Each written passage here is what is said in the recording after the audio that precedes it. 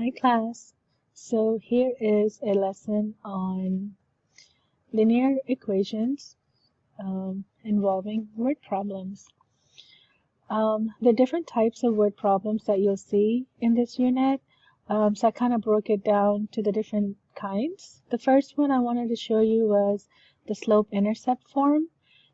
We know the slope-intercept form, y equals mx plus b, where you have your slope and your y-intercept. We just need to find these two numbers, and then we can go ahead and write our equation. So I'm going to use the slope-intercept form first with this example, and then I'll give you some notes on how you can continue to use this type. Okay? So let's go ahead and start with this. It says here, Evan is going to the country fair this weekend. The admissions fee is $5 and the cost per ride is 50 cents. If his parents gave him $20, write and solve a linear equation to find how many rides he can go on. So it seems like what he can spend depends on the admissions fee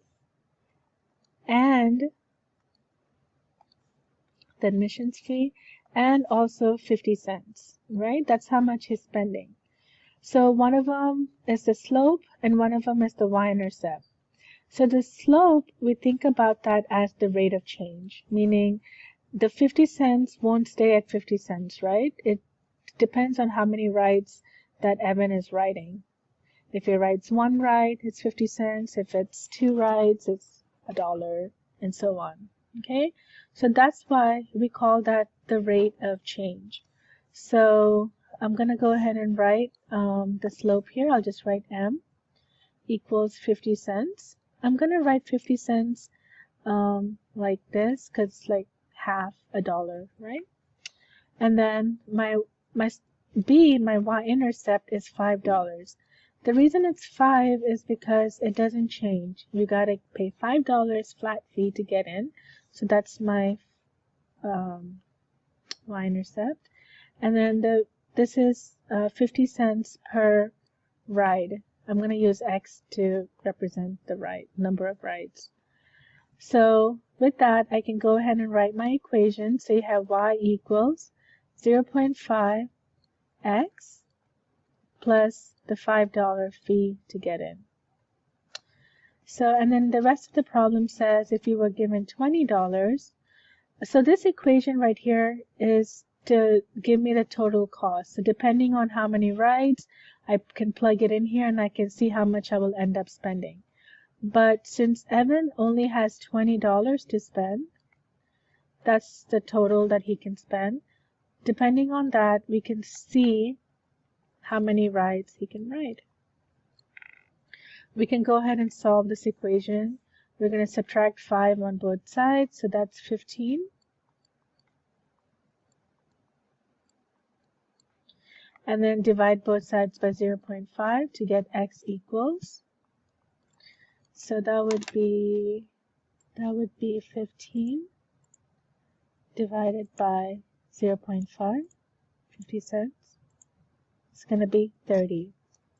There you go. So that's 30 rides that he can ride.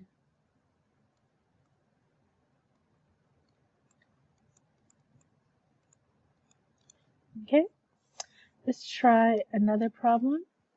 So again, we want to know what the rate of change is, that number that is going to make the price or whatever quantity we're looking at go up or down. And then we also need to see if there's anything that you have to start with, like the starting number. So it says here, while visiting Lake Crimson, Sally decided to go kayaking. The rangers charge $8.50 per hour in addition to a $25 deposit.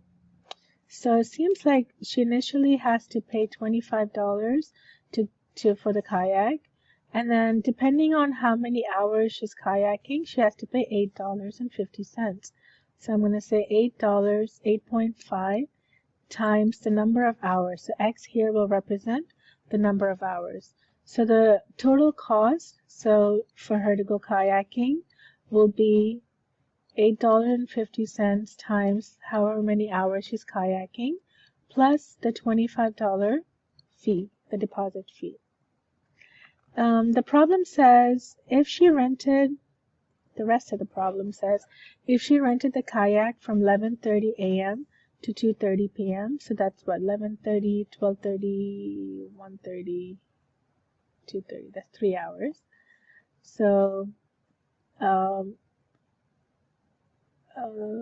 the total cost. We want to see what y is. So y represents the total cost. So I'm going to go ahead and say 3 hours, because again, from 11:30 to 2:30, that's 3 hours.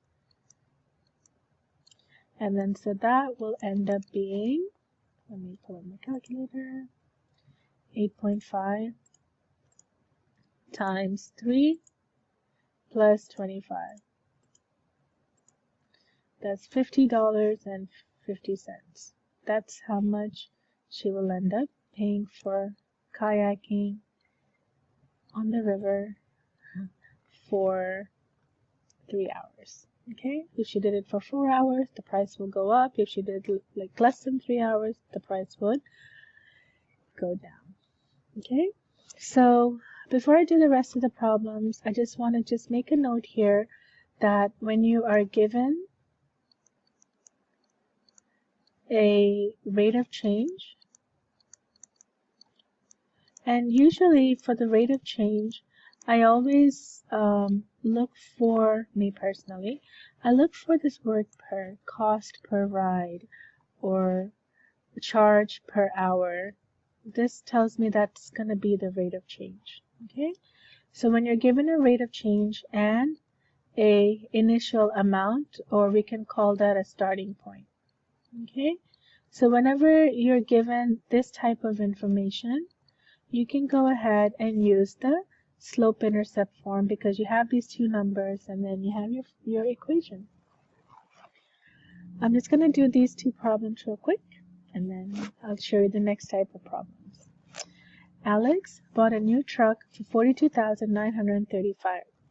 According to the dealer, the truck will depreciate, meaning the value of the car will go down, approximately $4,200 per year. So for every year that he owns this car, it's going to decrease by $4,200. Write and solve a linear equation to find how many years until the truck is worth $5,135. So it seems like the depreciating means that my price is going to go down. So my slope here is actually going to be negative. Every year, this much is being deducted, reduced from it, right? And then Alex, he bought the car for initially $42,935.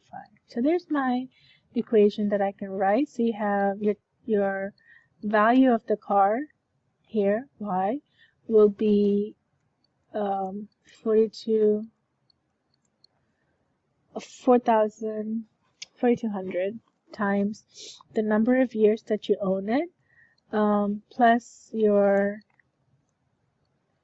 your initial amount. So basically, and it looks weird that I have this first, but when I start calculating, whatever number here is going to keep subtracting from here, depending on how many years I have,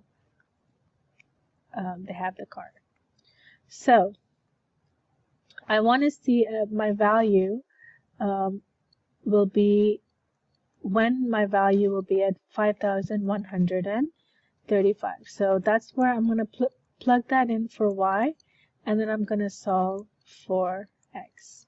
Okay, so I'm going to take this over. I'm going to subtract this amount out. I'm just going to put that in the calculator. I don't want to write it all out. So I have here 5135, and I'm going to subtract out this number.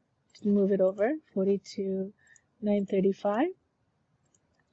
So that looks like that will be at, I'm just going to write it up here, sorry.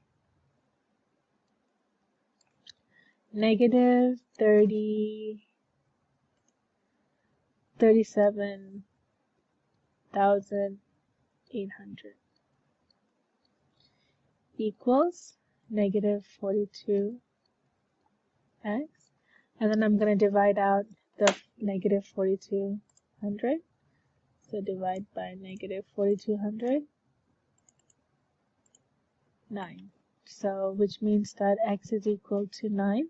And x represents the number of years that Alex owned this car.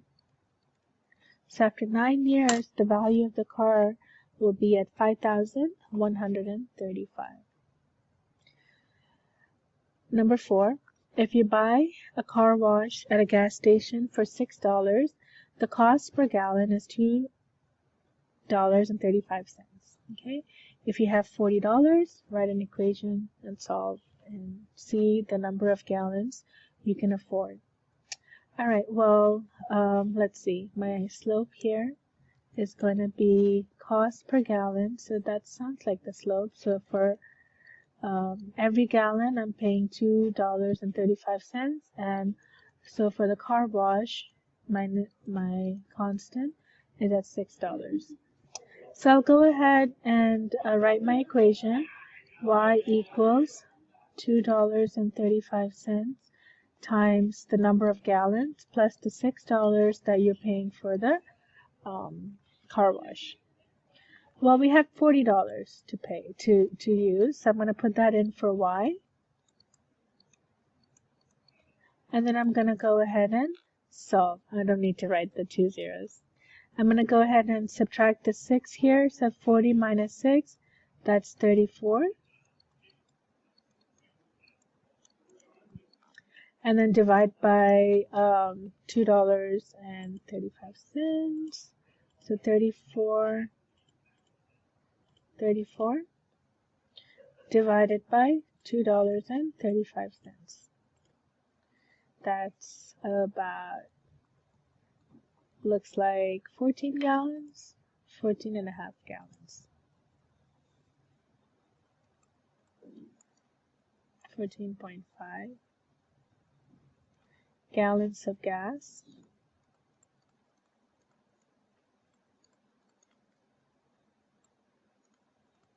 That you could get for, I'll just finish writing the sentence, for $40. Okay, that's that. In the next video, I will show you the other type of linear equations that we can write.